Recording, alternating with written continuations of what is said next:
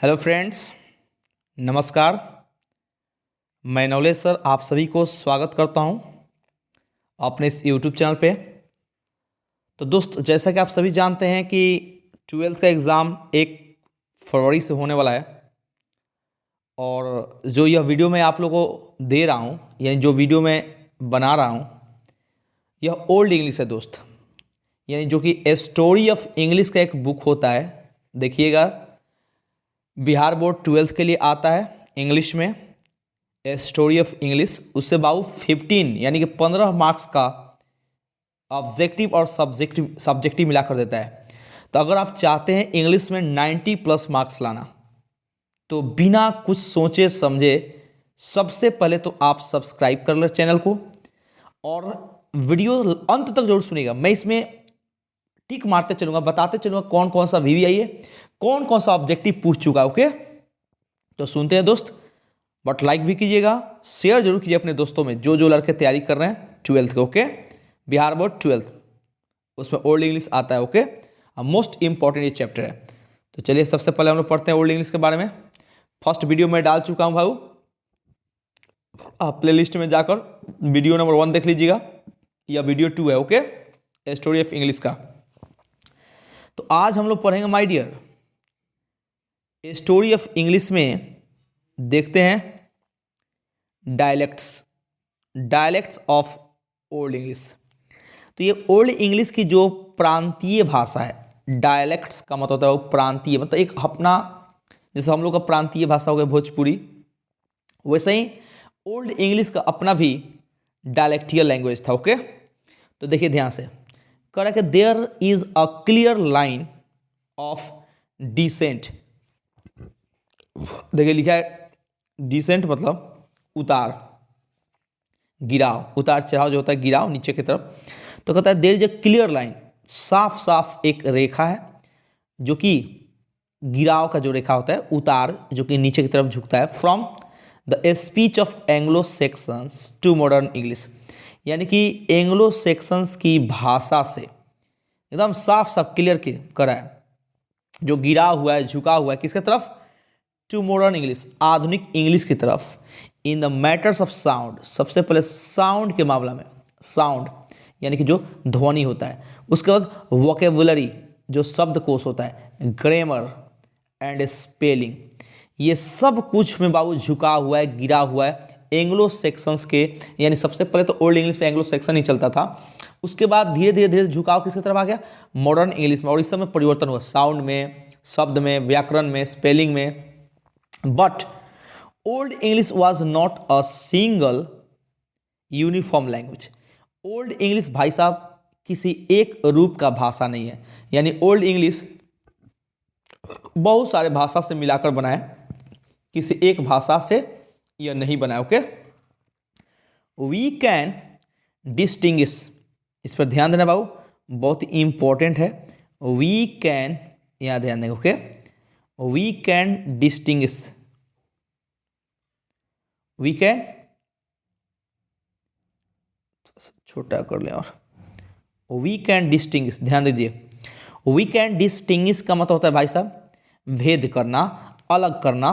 तो कह रहा है we can distinguish 4 dialects in Old English. भाई ये बहुत ही इंपॉर्टेंट है। ओके, अगर आपसे ऑब्जेक्टिव पूछ दे कि ओल्ड इंग्लिश में कुल कितने डायलेक्ट्स हैं, तो आंसर देना है आपको 4 डायलेक्ट्स। याद रहेगा, वी कैन डिस्टिंग्विश यानी कि हम लोग अलग करते हैं, भेद अगर निकालें, माने अलग करें या भेद बताएं, तो ओल्ड इंग्लिश में कुल 4 डायलेक्ट्स हैं। एकदम VVI बाबू, बहुत बार पूछा है। देखिएगा, अगर पूछ दे कि चारों कौन कौन है, तो they are Kentish, Northumbrian, Mercian and West Saxon. ये 4 हैं जो कि ओल्ड इंग्लिश के डायलेक्ट्स हैं। आपको याद रखना है, इसको नोट कीजिएगा भाई। ओके, ये बार बार पूछा है।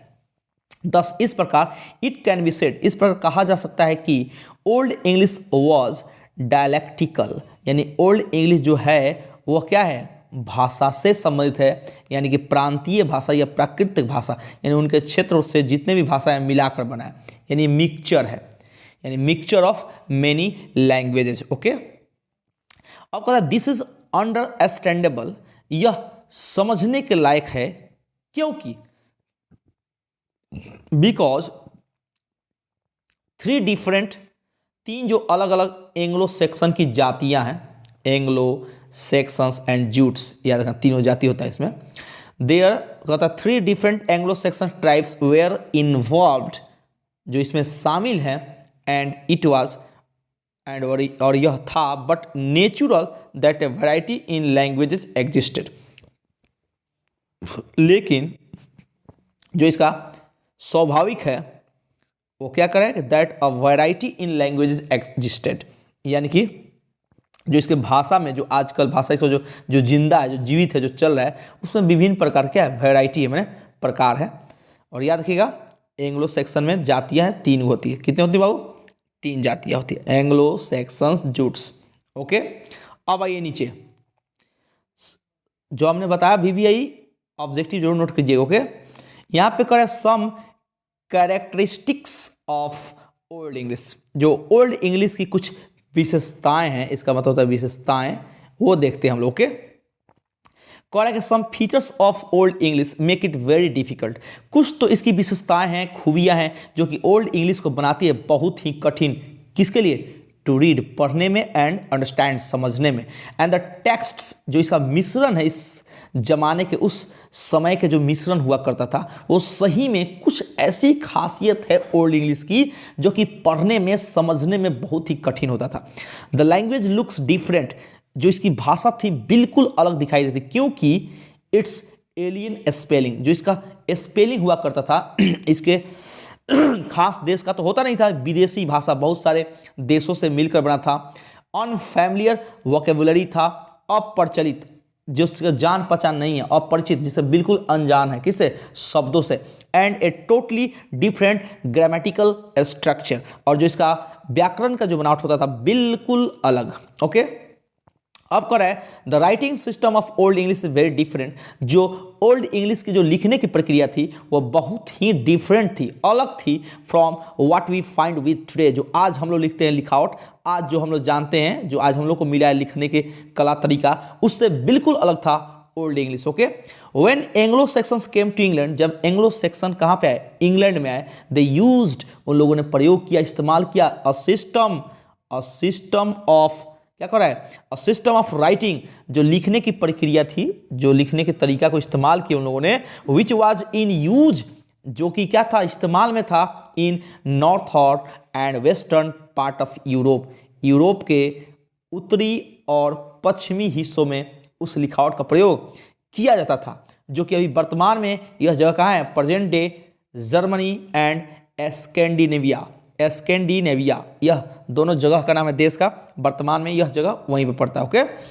अब करें बुआ, this writing system used the runic alphabet, जरूर याद रखिएगा बुआ, नॉर्थर्न और वेस्टर्न पार्ट के जो यूरोप के लोग थे वो किस अल्फाबेट का यूज करते थे बुआ, रूनिक अल्फाबेट, याद रहेगा, the writing system use the runic alphabet, यानी कि कहाँ के लोग, when the Anglo-Saxons came to England, they used the system writing which was in the use of northern and western part of Europe. Okay, याद रहेगा, यानी कि पहले कौन सा प्रयोग करते थे, कौन सा अल्फाबेट का, रूनिक अल्फाबेट, ये ऑब्जेक्टिव हो गया।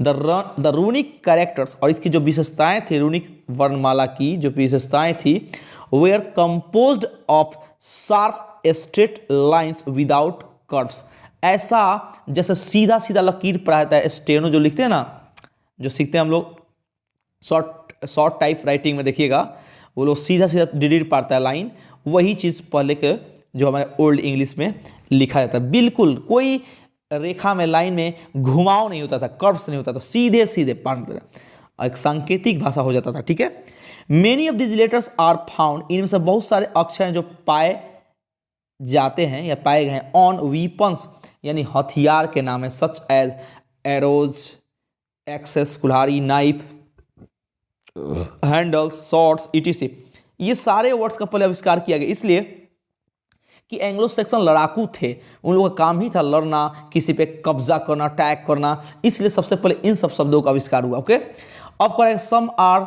To be seen in monuments, कुछ मोन्यूमेंट्स में भी वर्ड देखे गए। मोन्यूमेंट्स होता है बुआ, जैसे हम लोग एक प्रकार के बोल सकते हैं कि जैसे ज्वेलरी हो गया, मोन्यूमेंट्स मतलब पहले का लिखा हुआ हाथों का कुछ शब्द बोलते उसको, लेख किताब। फिर का ज्वेलरी, कुछ आपके आभूषण गहना। एंड कास्केट्स का मतलब होता है सिंदूरा, जिसमें सारे औरतों का जो सजने संवारने की जो सामान वस्तु होते हैं इस सिंदूरा में रखा जाता है। ओके, और वो भी मेड ऑफ बोन्स, हड्डियों का बना हुआ। बट देयर मैसेजेज, लेकिन जो उनकी संदेश होती थी, आर डिफिकल्ट, बहुत ही कठिन होता था टू डिराइव, उसका मीनिंग निकालना, अर्थ निकालना। As most of them are generally symbolic, और उसमें से अधिकांश वर्ड संकेत में हुआ करते थे। माने संकेत समझते हैं आप लोग, डिलीट पढ़ना, सांकेतिक भाषा। ओके, अब करा नीचे,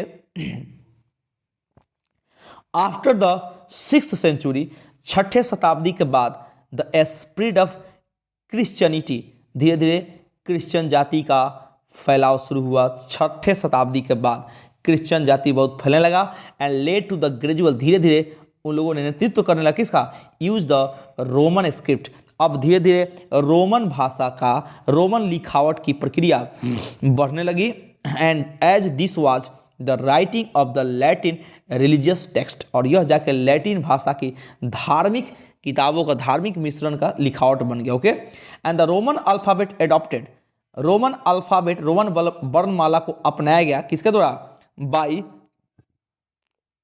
एंग्लो सेक्शंस, एंग्लो सेक्शंस के द्वारा अपनाया गया। पासेस थ्रू, जो कि गुजरता है किससे होकर, सम वेरिएशंस, बहुत विभिन्नताओं से गुजरता है, बहुत विभिन्नताओं से जाकर बना। Before it reached it present से, अभी वर्तमान के आकार में, यह अपने वर्तमान के आकार में पहुंचने से पहले इसको गुजरना पड़ा है विभिन्न प्रकार के बदलावों से। अब कह रहा है इन मॉडर्न इंग्लिश, आधुनिक अंग्रेजी में, the old section form were superseded, superseded का मतलब होता है वो हटाना। बहुत सारे एंग्लो सेक्शन जो ओल्ड वर्ड्स हैं, ओल्ड जो रूप हैं, उसको हटा दिया गया, मैंने उसके जगह पर दूसरा वर्ड यूज किया। और कौन लोग हटा दिया, बाय फ्रेंच के द्वारा बहुत सारे ओल्ड सेक्शन फॉर्म में, पुराने ओल्ड इंग्लिश के जो रूप हैं हटा दिए गए।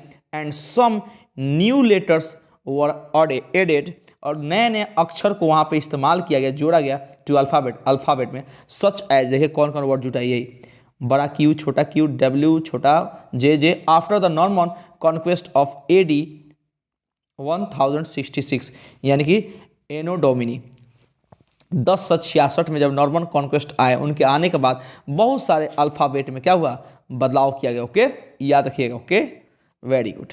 अब चलते हैं हम लोग, यहाँ कर रहा है foreign influences on old English. देखिए हमारे विदेशियों का क्या प्रभाव पड़ा ओल्ड इंग्लिश पे।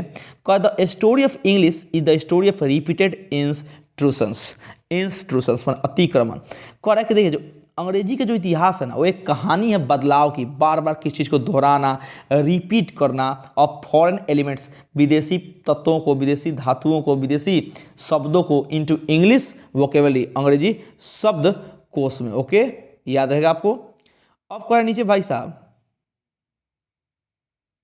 नीचे बोला है फ्रॉम द अर्लीस्ट टाइम्स, शुरुआती समय में the country had been subjected, पर शुरू के समय में क्या होता था कि पूरे देश को ही बस में कर लिया जाता था टू सक्सेसिव एग्रेशन, यानी परंपरागत चढ़ाई करके, एग्रेशन मैंने बोला चढ़ाई करना, उस पर चढ़ जाना, देश पे अटैक कर देता था, उस पर उसको अपने बस में कर लेता था बाई फॉरेन इन्वेडर्स, जो विदेशी होते थे लड़ाकू, सच एज द रोमन जाति बहुत ही लड़ाकू थे, बहुत भाई सबसे अधिक।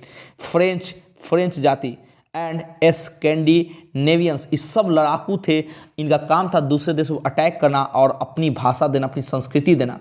अर्लियर्स, पहले they brought their own language, सबसे पहले उन लोगों ने अपनी भाषा को लाए। बट लेटर, बाद में बेस्टॉड, उन लोगों को देना पड़ा ऑन इंग्लिश, यानी अंग्रेजी भाषा को देना पड़ा। अब फेयर शेयर, साफ सुथरा बंटवारा करना पड़ा ऑफ देयर वोकेबलरी, अपने शब्दकोशों को।